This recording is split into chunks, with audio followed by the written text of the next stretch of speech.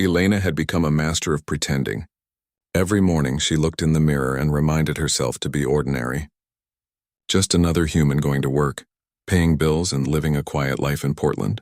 But underneath her calm surface, she was hiding something that could destroy everything she had built. 10 years ago, Elena ran away from a world most people didn't even know existed. A world where people could turn into wolves, where ancient laws ruled, and where being different could get you killed. She was only 18 when she watched her family die, when she saw her father murdered by someone who wanted power more than peace. That night changed everything. Now at 28, Elena worked at a small animal clinic in the heart of the city. She loved taking care of sick pets, and the job felt right somehow.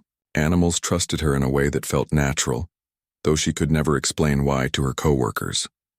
What she couldn't tell them was that she could smell their emotions, hear their pain, and understand them in ways that went beyond normal human ability. Every day was carefully planned. Elena had learned to drink coffee even though it tasted wrong to her enhanced senses.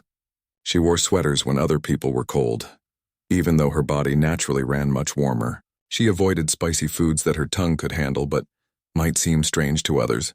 Most importantly, she never ever went out during the full moon. Around her neck, hidden under her clothes, Elena wore a silver pendant that had belonged to her mother. It was the only thing she had left from her old life, and it served a crucial purpose. The pendant masked her true scent, making her smell completely human to anyone who might be looking for something else. Without it, she would be exposed in seconds. Elena had made friends in Portland, but she kept them at a careful distance. There was David from the coffee shop, who always saved her a blueberry muffin. Lisa, her neighbor, who sometimes invited her for movie nights. Tom from work, who had asked her out 3 times, though she always found polite ways to say no. They were good people, kind people, but they could never know the truth about what she really was. The hardest part wasn't hiding her abilities. It was hiding the loneliness. Elena watched her human friends fall in love, get married, build families. She attended their weddings and baby showers, always smiling, always supportive. But deep down she knew she could never have what they had. How could she explain to a human boyfriend that she turned furry once a month? How could she risk putting someone innocent in danger? Some nights, when the loneliness felt too heavy, Elena would drive to the forest outside the city. She would park her car and walk deep into the trees, just breathing in the scent of pine and earth. It reminded her of home, of running free under the stars with her family. But she never shifted, never let her wolf form take over. It was too dangerous, too risky. Someone might see. Someone might report strange animal sightings. The life she had built would crumble. Elena had read every news article about missing persons, unexplained animal attacks, anything that might hint that her past was catching up with her. For 10 years she had stayed hidden. For 10 years she had been safe. She told herself that if she could just keep pretending, keep being ordinary, maybe she could have a normal life forever. But deep down, Elena knew she was lying to herself. She could feel something changing in the air, something that made her wolf restless and anxious. Her dreams had been strange lately, filled with shadows and running and a pair of silver eyes that seemed to see right through her carefully built walls. She would wake up with her heart racing, the taste of fear sharp in her mouth. At work, Elena tried to focus on the animals that needed her care. A golden retriever with a hurt paw, a cat that wouldn't eat, a parrot that had pulled out its own feathers from stress. She understood their pain, their fear, their need for comfort. Sometimes she wished someone could understand hers the same way. The other vet techs often commented on how good she was with difficult animals.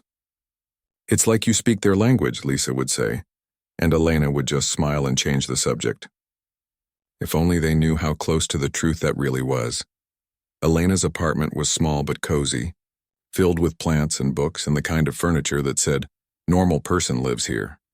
She had learned to cook human food, to watch human TV shows, to laugh at human jokes. She had built an entire identity around being unremarkable.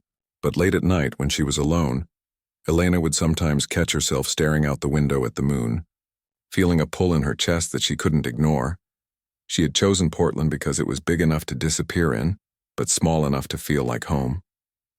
The rainy weather reminded her of the Pacific Northwest forests where she had grown up. The people were friendly but respected privacy. It was the perfect place for someone who needed to hide. But Elena was starting to realize that no hiding place was perfect forever. Change was coming, whether she wanted it or not. She could feel it in the way the wind shifted. in the way her dreams were getting more vivid, in the way her wolf was getting harder to keep quiet. Something was coming to Portland, something that would challenge everything she had worked so hard to build. For now, though, Elena continued her routine. Coffee that tasted wrong, sweaters she didn't need, and a smile that hid a lifetime of secrets. She was Elena the vet tech, Elena the quiet neighbor, Elena the ordinary human. But underneath it all, she was still Elena Moonheart, the last survivor of a pack that was supposed to be extinct. And somewhere out there, someone was looking for exactly what she was trying so hard not to be. 300 miles away, Dante Blackwood was having the worst week of his life. As the Alpha King of the Northwestern Pack Alliance, he was used to solving problems. But the reports coming out of Portland were unlike anything he had dealt with before. Dante stood 6 feet 4 inches tall, with the kind of presence that made people step aside without even realizing why. His dark hair had streaks of silver that had appeared early, a mark of the stress that came with leading multiple werewolf packs across 3 states.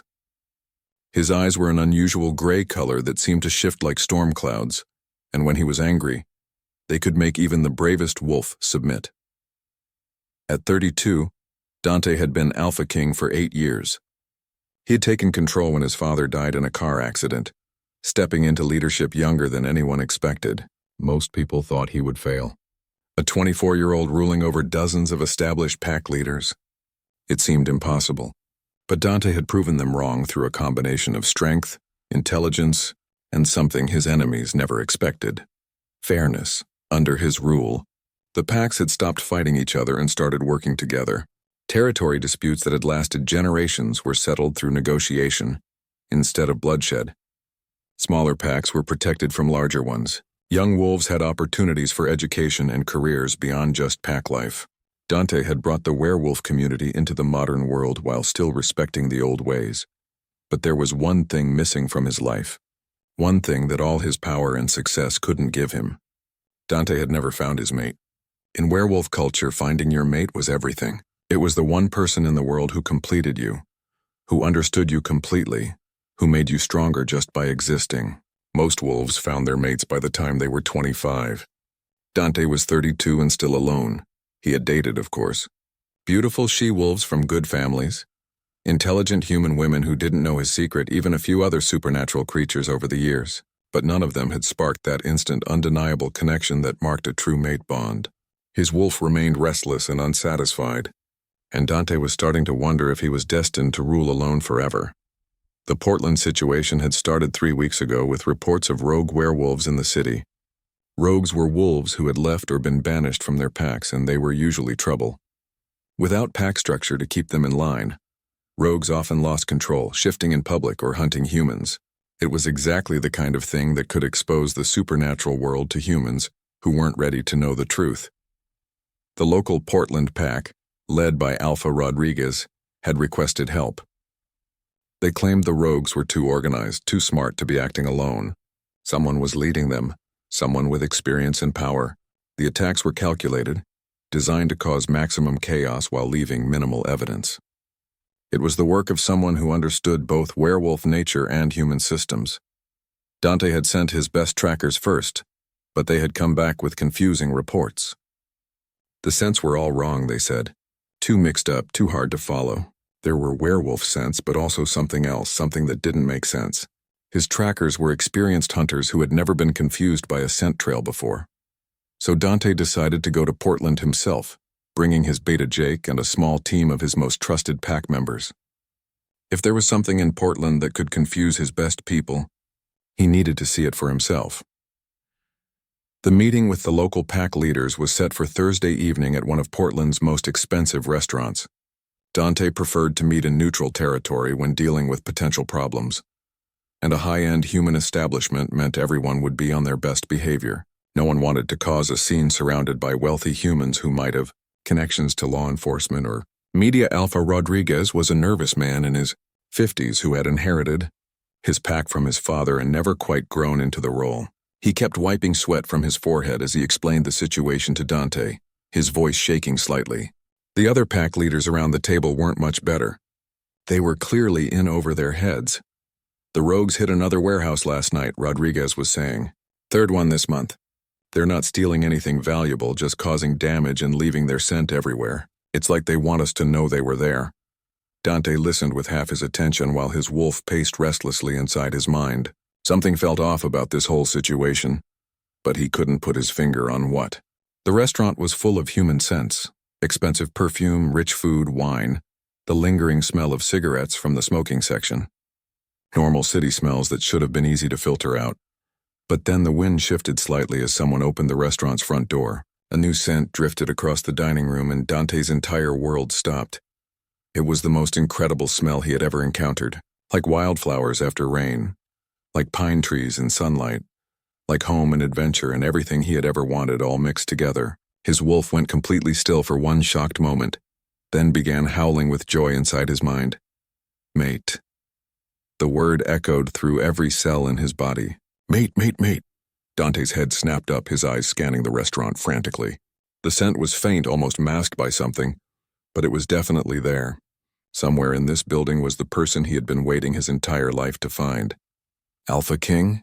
Rodriguez's voice seemed to come from very far away. Sir, are you all right? Dante forced himself to focus on the nervous pack leader, though every instinct in his body was screaming at him to find the source of that incredible scent. I'm fine, he managed to say, his voice rougher than usual. Continue with your report. But even as Rodriguez kept talking about rogue attacks and property damage, Dante's mind was spinning. His mate was here in Portland, and from the way the scent had been masked, they might not even know what they were. The timing couldn't be a coincidence. He had come to Portland to solve a mystery, and instead, he had found the one person who could change his entire life. Dante's hands tightened into fists under the table as he tried to maintain his composure. Around him, the pack leaders continued their discussion, unaware that their Alpha King had just discovered something that would alter the course of everything. The rogues, the strange attacks, the confusing scent trails. Suddenly, Dante suspected they were all connected to the person who carried that incredible wildflower scent. He had come to Portland to hunt rogues. Instead, he had found his mate, and something told him that the real hunt was just beginning. Elena was having a perfectly ordinary Thursday evening until her phone rang at 9:30. She was curled up on her couch with a cup of tea and a book, enjoying the quiet after a long day at the clinic. The rain was pattering against her windows, and she was finally starting to relax when her boss, Dr. Peterson, called with an emergency. Elena, I know you just got home, but we have a situation. Dr. Peterson's voice was tight with stress. A German Shepherd was hit by a car about an hour ago. The owner is demanding the best care possible, and honestly, you're better with trauma cases than anyone else on staff. Can you come in? Elena sighed and looked at her comfortable pajamas. Emergency calls weren't unusual in her line of work, but something about tonight felt different. Her wolf had been restless all day, pacing anxiously in the back of her mind for no reason she could understand. I'll be there in 20 minutes, she said. The drive to the clinic was quiet, just Elena and the sound of rain on her windshield. She tried to shake off the strange feeling that had been following her around all day. Maybe it was just the weather. Maybe she was getting sick. Maybe she needed a vacation. But deep down, Elena knew it was something more. Her instincts had kept her alive for 10 years, and right now they were screaming that something was about to change. The clinic was mostly dark when she arrived, with only the emergency lights on in the back. Elena let herself in through the staff entrance and immediately heard voices coming from examination room 2. Dr. Peterson was there, along with a man she didn't recognize. Tall, well-dressed, with an air of authority that made Elena's wolf take notice even before she saw his face. Elena, thank God you're here, Dr. Peterson said with obvious relief. This is Mr. Blackwood. His dog was injured, and he specifically requested our best technician. Elena nodded politely and moved toward the examination table, where a beautiful German Shepherd was lying still, his breathing shallow but steady. She could immediately assess his injuries: a broken front leg, some bruising, but nothing that couldn't be fixed with proper care. As she reached out to gently examine the dog, Mr. Blackwood stepped closer. That's when Elena made the mistake of looking up. The moment their eyes met, Elena's entire world exploded. It felt like lightning striking her chest, like falling off a cliff, like coming home all at the same time. The mate bond snapped into place with a force that nearly knocked her off her feet. Her wolf, which had been hidden for 10 years, suddenly roared to life, crying out in recognition and joy. Mr. Blackwood's eyes widened, and Elena saw her own shock reflected in his silver gaze. This was impossible. This couldn't be happening. Not now, not here, not with someone who could clearly sense what she was despite her pendant. "Are you all right, Elena?" Dr. Peterson's voice seemed to come from very far away. "You look pale." Elena forced herself to focus on the injured dog, using the familiar routine to ground herself. "I'm fine," she managed to say, though her hands were shaking slightly as she began her examination. "Let's take care of this beautiful boy." The German Shepherd responded to her touch immediately, his pain easing as she gently probed his injuries. Elena had always been good with animals, but her enhanced senses made her exceptional. She could feel exactly where he hurt, could understand his fear and confusion, could communicate comfort in ways that went beyond words. "Remarkable," Mr. Blackwood said quietly, and Elena could hear something in his voice that made her wolf whimper. He usually doesn't trust strangers. Elena kept her eyes fixed on the dog as she worked, but she was hyper-aware of every breath Mr. Blackwood took, every small movement he made. The mate bond was pulling at her, demanding that she look at him again, that she acknowledge what they both felt. But Elena had spent 10 years hiding, and she wasn't about to stop now. "The break is clean," she told Dr. Peterson, grateful that her voice sounded steady. "We can set it tonight. He'll need surgery to pin the bone, but the prognosis is excellent. He should make a full recovery." As Elena prepared the anesthesia, she could feel Mr. Blackwood watching her every move. His scent was overwhelming now that she was closer, pine and leather and something wild that made her wolf pace anxiously. She had never smelled anything so appealing, so perfectly matched to everything she craved but had denied herself. "You have a gift?" Mr. Blackwood said, as Elena gently placed the breathing mask over the dog's muzzle. "Animals respond to you in a way that's unusual." Elena's hand stilled for just a moment. Was he testing her? Did he know what she was? "I've always loved animals," she said carefully. "They can sense when someone wants to help them." "Yes," Mr. Blackwood agreed, and there was something in his tone that made Elena's blood run cold. "Animals have excellent instincts about people. They can sense things that others might miss." Dr. Peterson was preparing the surgical instruments, oblivious to the undercurrent of tension in the room. Elena continued her work, but her mind was racing. This man, Mr. Blackwood, wasn't human. She was sure of it now. The way he moved, the way he spoke, the way her wolf was reacting to him. He was werewolf, and not just any werewolf. There was an authority in his presence that spoke of high rank, of power that commanded respect. As the anesthesia took effect and the dog slipped into unconsciousness, Elena finally allowed herself another quick glance at Mr. Blackwood. He was still watching her, and when their eyes met again, she saw knowledge there. He knew exactly what she was, pendant or no pendant. "I should go," Mr. Blackwood said suddenly, though he made no move to leave. "But I'd like to check on him tomorrow. What time should I come by?" Elena's throat felt dry. "Dr. Peterson can give you the information," she said, turning back to the dog. "I work different shifts." "I see." There was amusement in his voice now, as if he found her obvious avoidance entertaining. "Well, perhaps I'll get lucky and catch you here again." Elena busied herself with checking the dog's vital signs, but she could feel Mr. Blackwood's gaze on her like a physical touch. After what felt like an eternity, she heard his footsteps moving toward the door. "Thank you, Elena," he said, and the way he said her name made her wolf whimper again.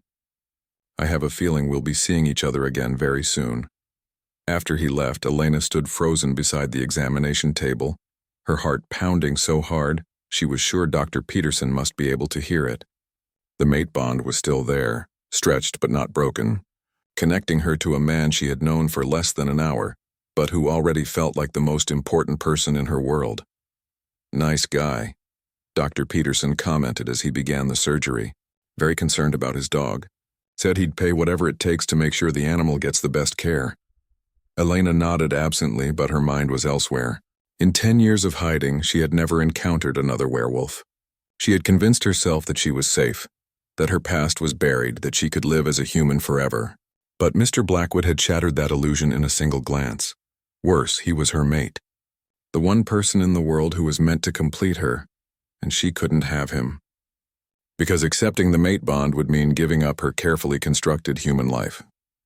It would mean revealing who she really was, where she came from, and why she had been hiding for so long. As Elena assisted with the surgery, her hands steady despite her inner turmoil, she tried to convince herself that she could ignore what had happened. She could avoid Mr. Blackwood, change her schedule, maybe even leave Portland if necessary. She had rebuilt her life once before. She could do it again. But even as she made these plans, Elena knew she was lying to herself. The mate bond wasn't something you could ignore or run from.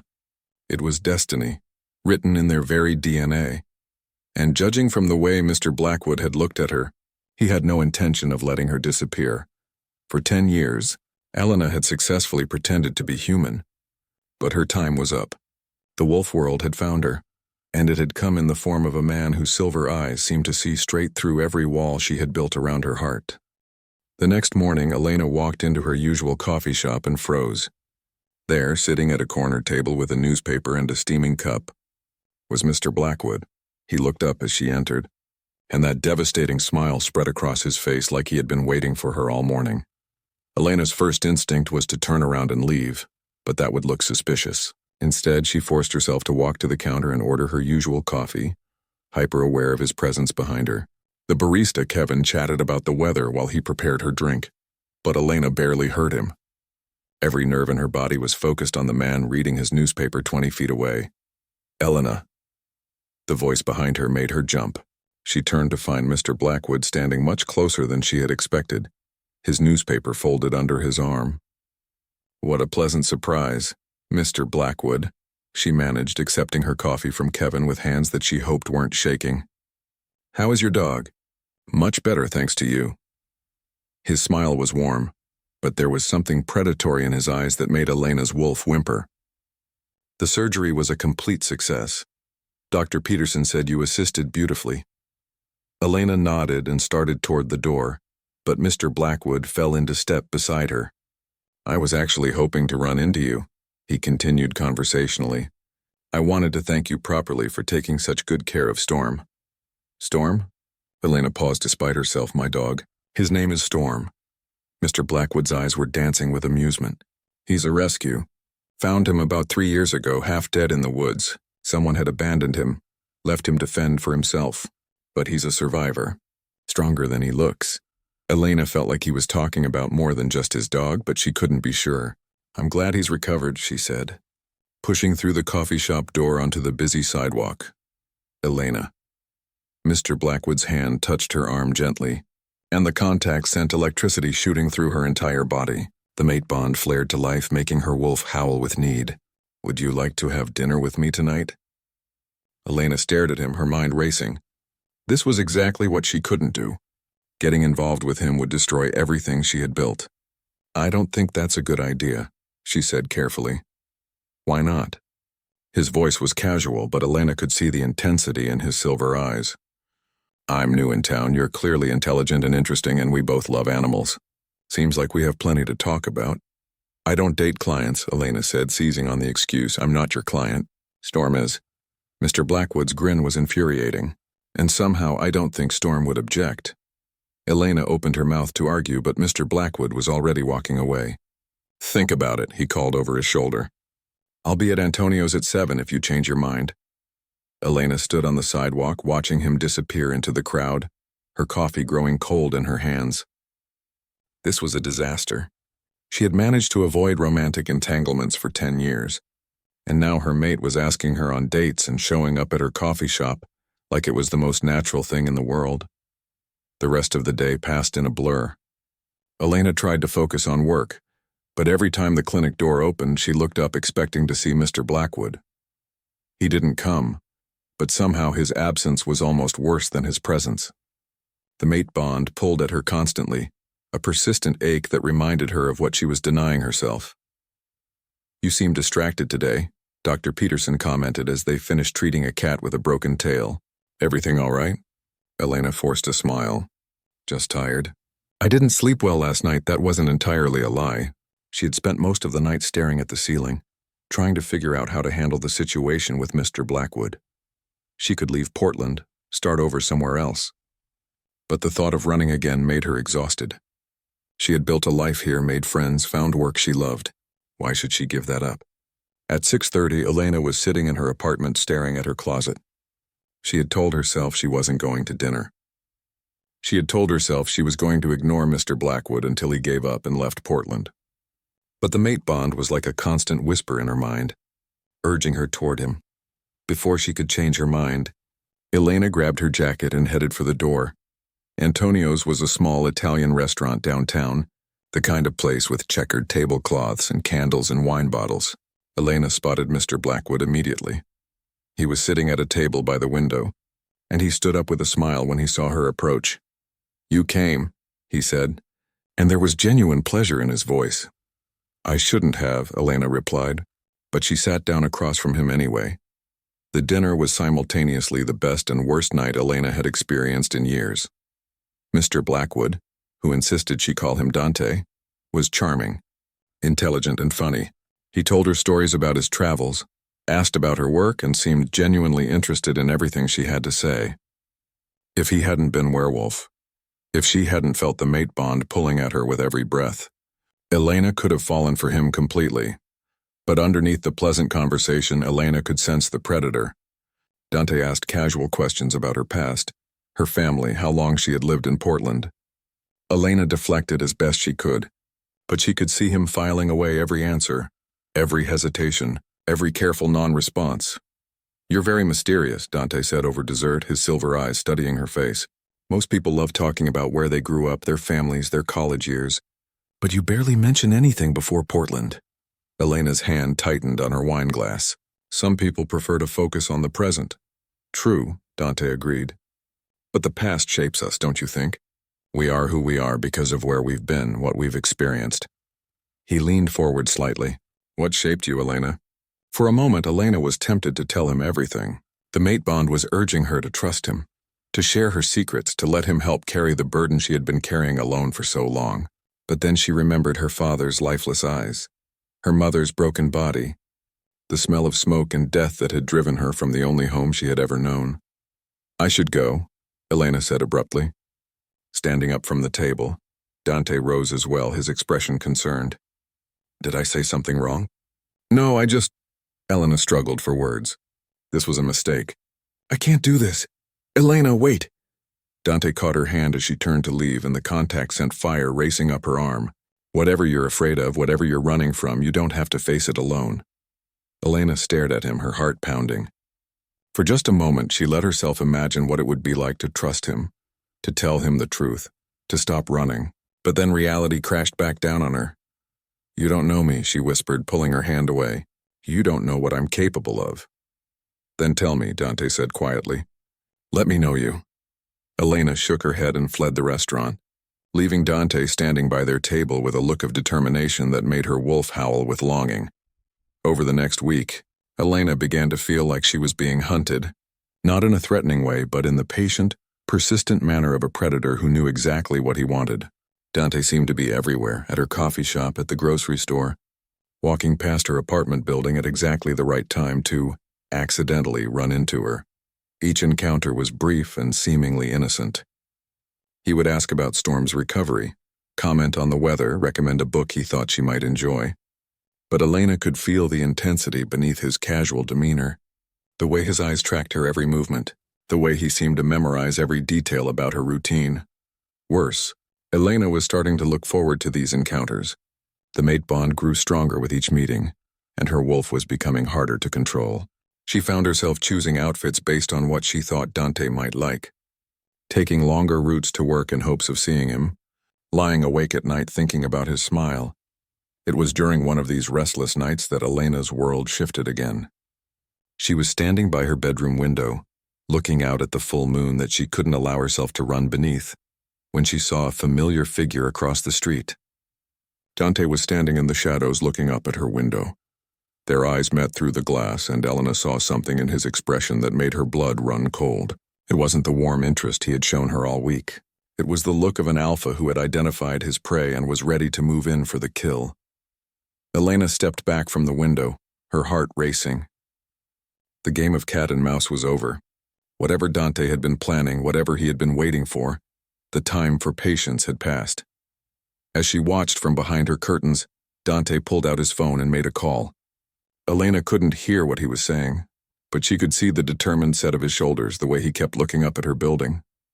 Elena sank onto her bed, her hands shaking. For 10 years, she had successfully hidden from her past. But Dante wasn't just from her world. He was powerful enough to dig into her secrets, connected enough to find answers she thought were buried forever. The hunt was about to begin, and Elena was no longer sure she could keep running. The confrontation Elena had been dreading came on a rainy Tuesday night when she was alone at the clinic, finishing up paperwork after a long day. She had thought she was safe in the familiar space, surrounded by the scent of antiseptic and the gentle sounds of animals settling in for the night. But when she heard the front door chime at nearly 10 o'clock, Elena knew her time was up. Dante walked through the clinic like he owned it, his presence filling the small space and making Elena's wolf pace nervously. He had dropped all pretense of casual friendliness. This was an alpha on a mission, and Elena was his target. "We need to talk," Dante said simply, locking the front door behind him. Elena's hands stilled on the inventory forms she had been completing. "The clinic is closed. You shouldn't be here. Neither should you, but here we are." Dante moved closer, and Elena could feel the power radiating off him in waves. "I've been patient, Elena. I've played your game, respected your boundaries, given you time to come to me willingly. But my patience has limits." Elena stood up slowly, putting the desk between them. "I don't know what you think you know about me, but you're wrong." Dante laughed, but there was no humor in it. "Am I? Let's see. Elena Vasquez, age 28, employed at this clinic for 5 years. Before that, you worked at a smaller practice across town. Before that, you supposedly lived in California, though there's no record of you anywhere in that state. In fact, Elena Vasquez didn't exist anywhere before she appeared in Portland exactly 10 years ago. Elena's blood turned to ice. You had me investigated? I had my people look into the woman who claims to be my mate but runs every time I get close."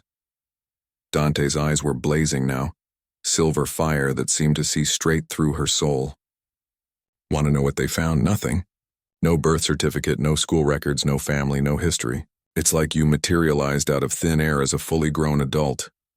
Elena's hand unconsciously moved to the silver pendant at her throat. Dante's eyes tracked the movement, and his expression grew even more dangerous. "That's an interesting necklace," he said conversationally. "Very old design. The kind of thing that might have special properties. I don't know what you're talking about." But even as Elena said it, she could feel her carefully constructed mask beginning to crack. 10 years of hiding, 10 years of lies, and it was all falling apart because of the man standing across from her. Dante began walking around the desk, slowly, deliberately, like a predator circling wounded prey. "You know what's really interesting? Storm isn't the first of my pack members to need veterinary care in Portland, but you're the only vet tech who makes injured wolves calm down just by touching them. You're the only human who can read their body language perfectly, who knows exactly how to comfort them." Elena backed away as Dante approached, but there was nowhere to go. The exam room was small, and Dante was between her and the only exit. "You want to know what I think?" Dante continued, his voice dropping to a whisper that was somehow more terrifying than shouting. "I think you're not human at all. I think you're werewolf hiding behind that pretty little pendant that masks your scent. I think you're my mate, and you've been lying to me from the moment we met." "You're crazy," Elena said, but her voice was shaking now. "Am I?"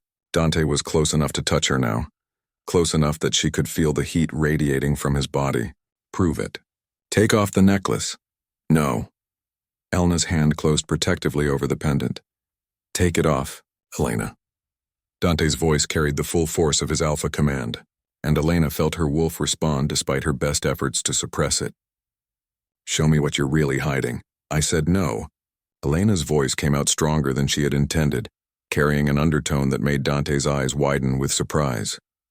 For a moment, they stared at each other in shocked silence. Elena's wolf had responded to Dante's alpha command not with submission, but with a challenge.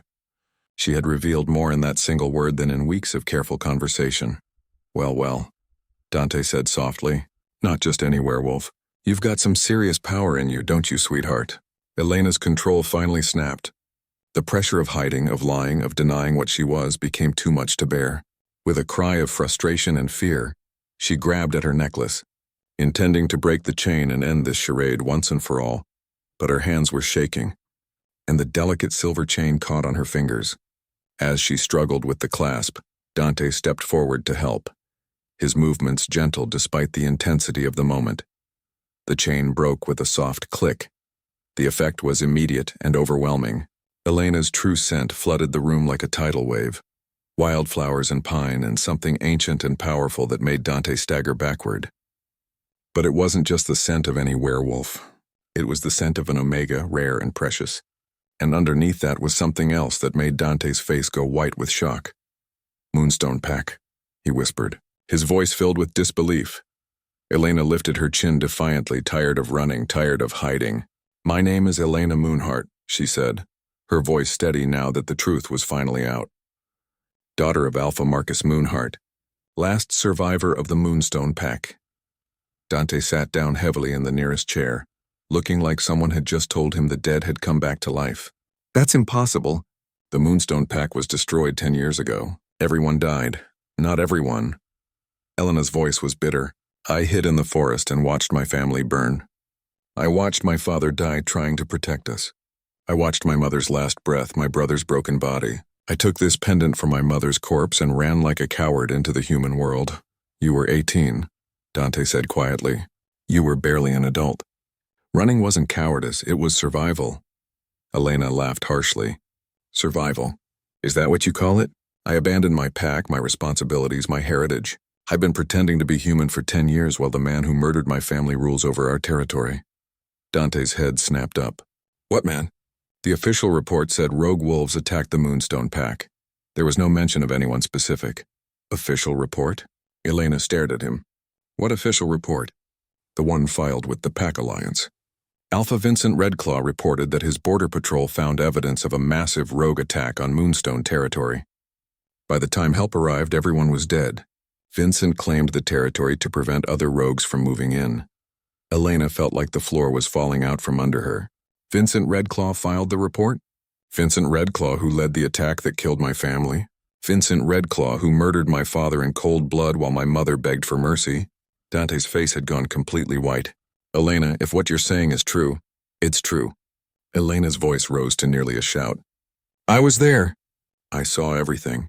Vincent Redclaw didn't find evidence of an attack. He orchestrated it. He wanted our territory, our resources, our pack's Moonstone artifact that has been passed down for generations. So he killed everyone who stood in his way."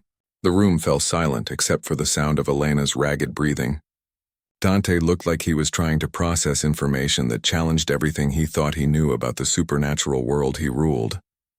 "For 10 years, Elena continued, her voice breaking, "I've lived with the knowledge that my family's murderer not only went free, but was rewarded for his crimes. He got everything he wanted, and I got nothing but nightmares and a life built on lies." Dante stood up slowly, his movements careful and deliberate. "Elena, I need you to understand something.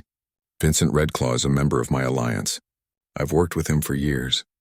If what you're saying is true, then I've been unknowingly protecting the man who committed genocide against your pack." Elena stared at him, feeling a new kind of horror wash over her. "You work with him? You trust him?" "I did." Dante's voice was grim. "But everything changes now. If Vincent lied about the Moonstone massacre, if he murdered innocents and stole territory through deception, then he's committed crimes against the fundamental laws that hold our world together." Elena sank into a chair, suddenly exhausted. The truth was out, but instead of feeling relief, she felt terrified. "What happens now?" Dante looked at her with an expression she couldn't read. "Now? Now everything changes. For both of us." As Elena sat in the sterile clinic room, surrounded by the scent of her true nature finally revealed, she realized that her 10 years of hiding were truly over, but what came next might be even more dangerous than what she had been running from. The next 3 days were the strangest of Elena's life. After her revelation at the clinic, Dante had insisted on taking her to a safe house outside the city. It was a beautiful cabin in the woods, the kind of place that should have felt peaceful, but Elena couldn't relax knowing that her past was finally catching up with her. Dante had called in his most trusted advisors, his beta Jake, his head of security Riley, and an elderly woman named Helen who served as the pack historian.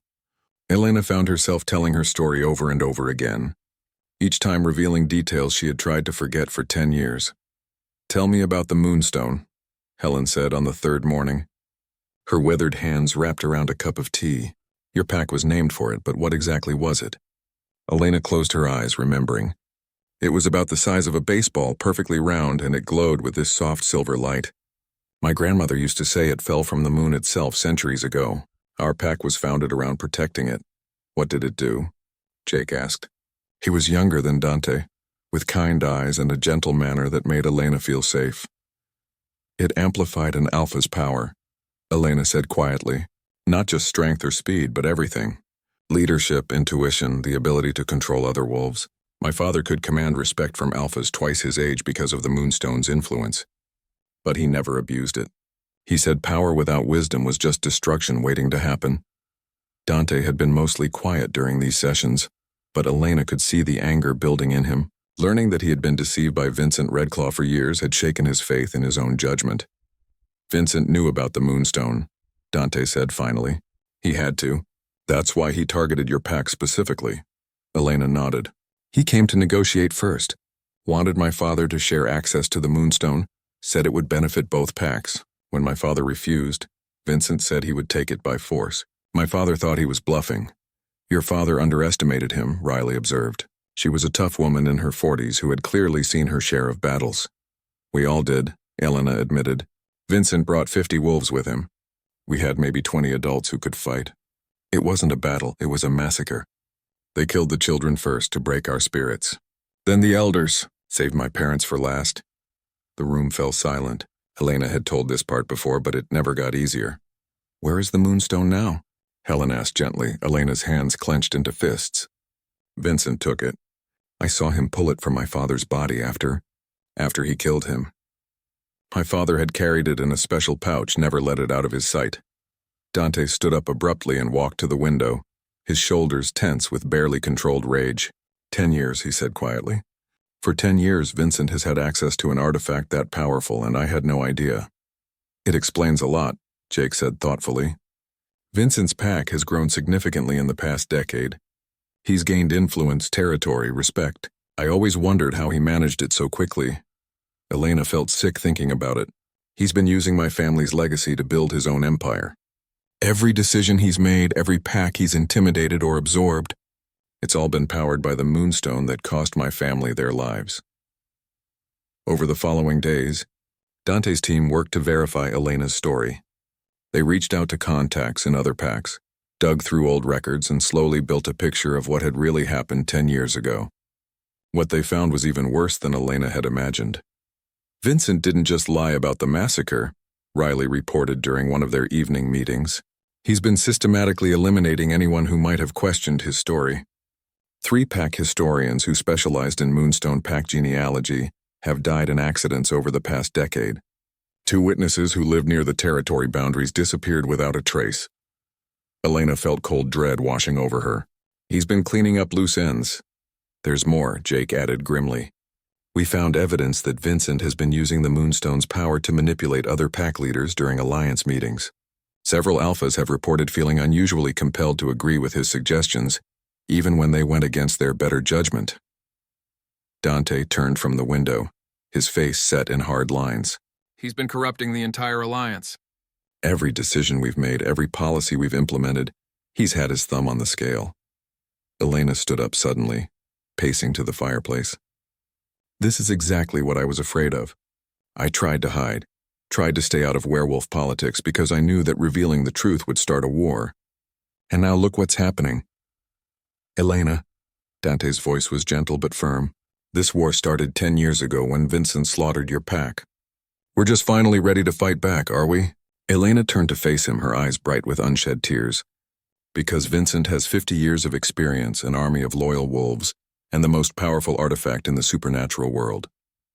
What do we have? We have the truth, Helen said quietly. And we have you, Elena laughed bitterly. I'm one person, one Omega who's been hiding among humans for a decade. I'm not a warrior, I'm not a leader. I fix sick animals for a living. You're the rightful heir to the Moonstone pack, Dante said, moving closer to her. You're the only one with a legitimate claim to challenge Vincent's authority over that territory. I don't want the territory. Elena's voice rose to nearly a shout. I don't want to be an alpha. I don't want to lead a pack. I don't want any of this. I just want my family back, and since I can't have that, I want to be left alone. The room fell silent except for the crackling of the fire. Elena realized she was crying, tears of grief and frustration and fear streaming down her face. Dante approached her slowly, like he might approach a wounded animal. Elena, I know this is overwhelming. I know you never asked for any of this. But Vincent won't leave you alone now. The moment he learns you're alive, you'll become his biggest threat. He'll come for you whether you want to fight or not. Elena wiped her eyes, hating that he was right. So what are you suggesting? That I declare war on the most powerful alpha in the region? That I try to reclaim territory I abandoned 10 years ago? That I risk getting more innocent people killed? I'm suggesting that you let me help you, Dante said quietly. As your mate, as the alpha king of this alliance, and as someone who's been unknowingly helping a murderer for too long. Elena stared at him, seeing the determination in his silver eyes. You want to go to war over this? I want justice, Dante corrected. For your family, for your pack, and for every decision Vincent has corrupted with that stolen artifact. This isn't just about revenge, Elena. This is about protecting the integrity of our entire world. Elena sank back into her chair, feeling the weight of 10 years of grief and anger settling on her shoulders. She had spent so long running from her past, but maybe it was time to face it head on. If we do this, she said slowly, if we challenge Vincent, there's no going back. People will die. Maybe a lot of people. Dante knelt beside her chair, taking her hands in his. People are already dying, Elena. Vincent's corruption runs deep and it's spreading. How many more packs will suffer if we let him continue? Elena looked into Dante's eyes and saw her own pain reflected there. He understood what it meant to carry the weight of leadership, to make impossible choices, to live with the consequences of action and inaction. What would you need from me? She asked quietly. Your testimony about what really happened that night, your claim to the Moonstone territory, and your trust that we can do this right. Dante squeezed her hands gently. I won't let Vincent hurt you, Elena. I won't let him hurt anyone else. Elena closed her eyes, feeling the mate bond pulling at her, urging her to trust this man who had already risked everything to uncover the truth. When she opened them again, her decision was made. All right, she said. Let's bring Vincent Redclaw down. Outside the cabin, storm clouds were gathering on the horizon, and Elena couldn't shake the feeling that they were all heading toward something that would change the werewolf world forever. The War Council meeting was supposed to be secret, but Elena could feel the tension crackling through the air like electricity before a storm. Dante had called together the most trusted alpha leaders from across the Northwestern Alliance, and they had gathered in an old lodge deep in the mountains, far from Vincent Redclaw's influence. Elena sat beside Dante at the long wooden table, trying not to feel overwhelmed by the dozen pairs of eyes watching her every move.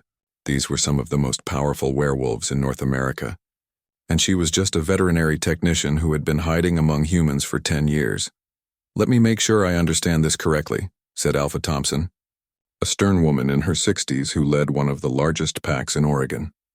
You're asking us to go to war with Vincent Redclaw, based on the testimony of one person who claims to have witnessed events from a decade ago. Elena felt her cheeks burn with embarrassment, but Dante's hand found hers under the table, steadying her. I'm asking you to consider evidence of genocide and corruption that goes to the heart of our alliance. Dante replied calmly. Elena's testimony is just the beginning. My investigators have found proof that Vincent has been manipulating pack politics for years. Proof? Alpha Rodriguez from Portland looked skeptical. What kind of proof? Jake stood up and began distributing folders to each alpha around the table. Financial records showing unexplained wealth flowing into Vincent's pack. Witness statements from wolves who felt compelled to agree with Vincent's suggestions during alliance meetings. Documentation of accidents that eliminated anyone who might have questioned his version of the Moonstone massacre. Elena watched the faces around the table as they read through the evidence. Some looked shocked, others angry, but a few seemed unconvinced. This is all very interesting, said Alpha Carver, a young man who had inherited his pack leadership only 2 years ago. But it's still mostly circumstantial. And even if Vincent did what you're claiming, do we really want to tear the alliance apart over something that happened 10 years ago? Elena felt anger flare in her chest. Tear the alliance apart? Vincent murdered my entire family. He stole our territory through deception. and has been using our sacred artifact to corrupt every decision this alliance has made. Alleged, Alpha Carver said coldly. Allegedly murdered, allegedly stole. You're asking us to risk our pack's lives based on allegations. Elena started to stand up, fury making her wolf snarl with rage. But Dante's gentle pressure on her hand kept her seated. Alpha Carver. Dante's voice was quiet but carried unmistakable authority. Elena is my mate. Questioning her honesty is questioning mine. Are you prepared to do that? The temperature in the room seemed to drop 10 degrees. Alpha Carver went pale and quickly shook his head. However, Dante continued, you raise valid concerns about the risks of confronting Vincent directly, which is why I'm not asking for a full military assault. Elena turned to stare at him. This was the first she was hearing of this particular plan. Then what are you asking for? Alpha Thompson inquired. Dante stood up, his presence filling the room. I'm proposing we invoke the ancient right of challenge.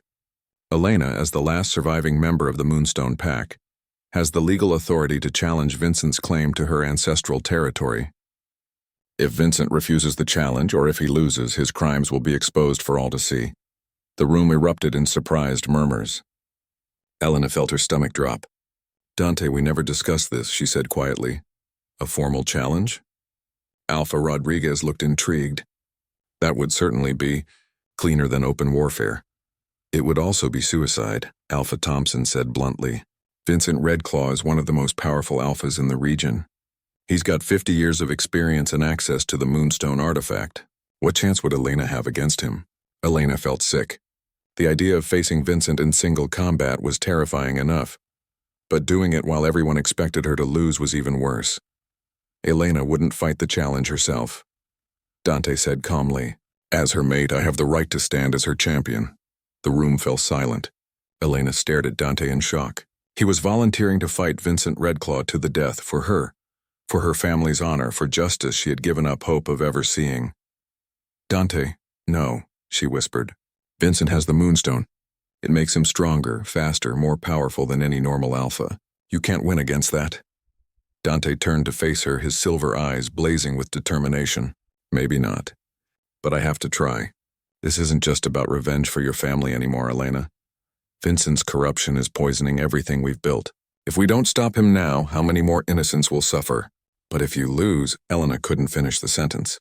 The mate bond was screaming at her, demanding that she protect him, keep him safe, not let him walk into what could be his death. If I lose, then at least the truth will be out there, Dante said gently. The challenge will be witnessed by all the major pack leaders. Vincent won't be able to hide behind lies anymore. Alpha Thompson cleared her throat. There's another problem with this plan. Vincent would have to accept the challenge first. And why would he? He's in a position of power. He has no reason to risk everything on single combat. Elena felt a spark of hope. Maybe Dante's crazy plan wouldn't happen after all. But Jake was shaking his head. Actually, he doesn't have a choice. If Elena formally reclaims her bloodline name and challenges his authority over Moonstone territory, pack law requires him to respond. He can either accept the challenge or forfeit all claim to the territory, and Vincent will never give up that territory willingly, Riley added, not with the Moonstone hidden there somewhere. Elena felt the walls closing in around her. This was exactly what she had been afraid of for 10 years, that seeking justice for her family would lead to more bloodshed, more death, more pain. There has to be another way, she said desperately, something that doesn't involve risking your life. Dante knelt beside her chair, taking both her hands in his. Elena, listen to me. For 10 years, you've been carrying the weight of your family's deaths alone. You've been hiding, running, denying yourself any chance at happiness because you were afraid of what might happen if you fought back. But you can't run forever. I'm not running, Elena protested. I'm being practical. Vincent is too powerful, too dangerous. He's powerful because he stole that power from your family, Dante said firmly. And he's dangerous because we've let him operate in the shadows for too long. But he's not invincible, Elena. The Moonstone amplifies natural ability, it doesn't create it from nothing. And Vincent is old, set in his ways. He's been relying on the artifact for so long that he may have forgotten how to fight without it. Elena wanted to believe him, but the memory of Vincent's brutal efficiency the night he murdered her family was burned into her mind. What if you're wrong? What if he kills you? Dante's expression softened. Then you'll know I died trying to give you justice. And maybe that will be enough to inspire others to continue the fight. Elena pulled her hands away from his, standing up abruptly. That's not enough for me. I can't lose you too, Dante. I can't watch another person I care about die because of my family's legacy. The room was uncomfortably quiet as Elena struggled with her emotions. Finally, Alpha Thompson spoke up. Perhaps we should table this discussion for now. Give everyone time to think about the implications. Dante nodded, though Elena could see the frustration in his eyes. We'll reconvene tomorrow evening. But I want everyone to understand Vincent Redclaw's corruption has to be stopped. If we don't act soon, we may not get another chance. As the other alphas filed out of the lodge, Elena remained frozen by her chair, staring at the floor. She could feel Dante approaching, but she couldn't bring herself to look at him. Elena, he said softly. Talk to me. You want to die for me, she said flatly. You want to throw your life away on a challenge you probably can't win, all for the sake of someone you've known for less than 2 weeks. I want to live for you, Dante corrected. I want to build a world where you don't have to hide anymore, where justice means something, where powerful people can't just murder innocents and get away with it. And yes, I'm willing to risk my life for that. Elena finally looked up at him, tears streaming down her face. What if I'm not worth it? What if I'm just a broken person who's been running for so long that I've forgotten how to stand and fight? Dante cupped her face in his hands, his thumbs gently wiping away her tears. Then I'll teach you to remember. But Elena, you're not broken. You're a survivor. You're the woman who kept an entire pack's worth of memories alive for 10 years. You're the woman who built a new life from nothing and found the strength to help others every single day. You're worth everything to me. Elena closed her eyes, leaning into his touch. The mate bond was singing between them, urging her to trust him, to let him fight for her, to believe that maybe this time, love could triumph over violence. But in the back of her mind, Elena could still see Vincent Redclaw's cold eyes on the night he destroyed her world.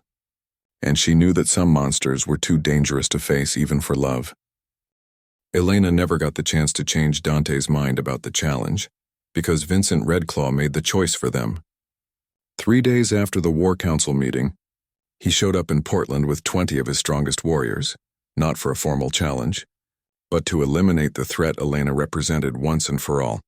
Elena was at her apartment, packing the few belongings she couldn't bear to leave behind when the attack came. She had decided to leave Portland, to disappear again before more people got hurt because of her past.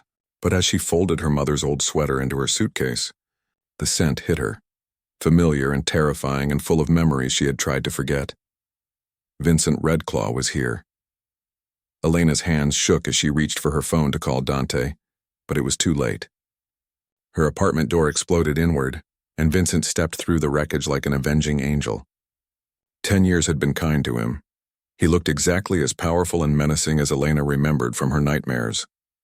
Little Elena Moonheart, Vincent said, his voice smooth as silk and twice as dangerous. I have to admit I'm impressed. 10 years of hiding among the humans and you almost pulled it off. Elena backed toward her bedroom window, her wolf screaming at her to run. How did you find me? Vincent smiled, and Elena saw the same cold cruelty that had haunted her dreams. Did you really think you could expose my business to the Alpha King without consequences? Dante's investigation wasn't nearly as secret as he thought. I have allies in every pack, little girl. Allies who owe me favors.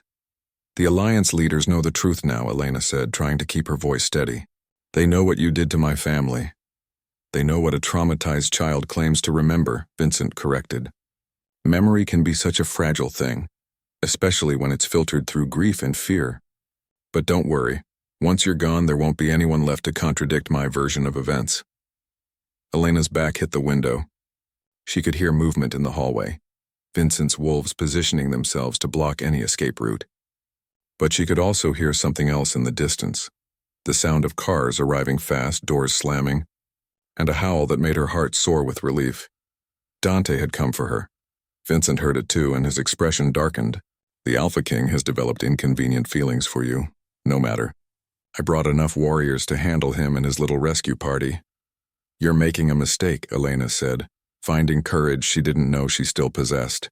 Dante isn't just some lovesick alpha. He's the king of the Northwestern Alliance. If you kill him, every pack in 3 states will hunt you down. If I kill him, I'll be the one to unite those packs under my leadership, Vincent replied. With the Moonstone's power and the King's territory, I'll be unstoppable. The sounds of fighting erupted from the apartment building's lower floors. Elena could hear snarls, crashes, and the distinctive sound of furniture being destroyed as wolves battled in her building's narrow hallways. Vincent moved toward Elena with predatory grace. I want you to know that I'm going to make Dante watch while I finish what I started 10 years ago. Just like I made your father watch while I killed your mother. Elena's control snapped. The wolf she had kept buried for a decade exploded to the surface, and she shifted mid-leap, launching herself at Vincent with claws extended and teeth bared. 10 years of suppressed rage and grief poured out of her as she attacked the man who had destroyed everything she loved. But Vincent was ready for her. He shifted as well, revealing a massive black wolf that was easily twice Elena's size. The Moonstone's power had made him larger, stronger, faster than any natural wolf should be. He caught Elena in midair and threw her across the room like she weighed nothing. Elena hit the wall hard and shifted back to human form, gasping for breath. Vincent shifted back as well, straightening his clothes with casual indifference. Did you really think you could hurt me? He asked mockingly. I've had 10 years to grow stronger while you've been playing house with the humans. You're nothing, little girl. You're the same weak Omega who hid in the woods while her family died. Elena struggled to her feet, tasting blood in her mouth. Maybe, she said, but I'm not alone anymore. The apartment door, already damaged from Vincent's entrance, was torn completely off its hinges. Dante burst into the room in human form, his clothes torn and bloody from the fight in the hallways below. His silver eyes blazed with fury as he took in the scene. Elena injured and bleeding. Vincent standing over her like a predator savoring his kill. Vincent Redclaw, Dante said, his voice carrying the full authority of an Alpha King. I formally challenge your claim to the Moonstone territory and demand justice for the crimes you've committed against the Moonheart Pack. Vincent laughed. You're in no position to make demands, boy. I have you outnumbered, outgunned, and outclassed. Surrender now, and I might let you live long enough to watch Elena die. Actually, came Jake's voice from the doorway, I think you're the one who's outnumbered. Elena looked past Dante and saw Jake, Riley, and a dozen other wolves filling the hallway behind them. They looked like they had been through a war, but they were alive and ready to fight. Vincent's confident expression flickered for just a moment. You brought an army to fight one old wolf? I brought witnesses, Dante corrected. This ends here, Vincent. One way or another. Vincent studied the faces around him, calculating odds and escape routes. Finally, his cruel smile returned. Very well. If you want a formal challenge, Alpha King, you shall have one. But we do this properly. Single combat, no interference, winner takes all. Elena felt ice in her veins. Dante, don't. The Moonstone makes him too powerful. I have to, Dante said quietly, not taking his eyes off Vincent. This is the only way to end it cleanly. The challenge took place in the parking lot behind Elena's building, witnessed by both Vincent's remaining warriors and Dante's rescue team. Elena stood with Jake and Riley, her heart pounding as she watched the two alphas circle each other in the pale morning light.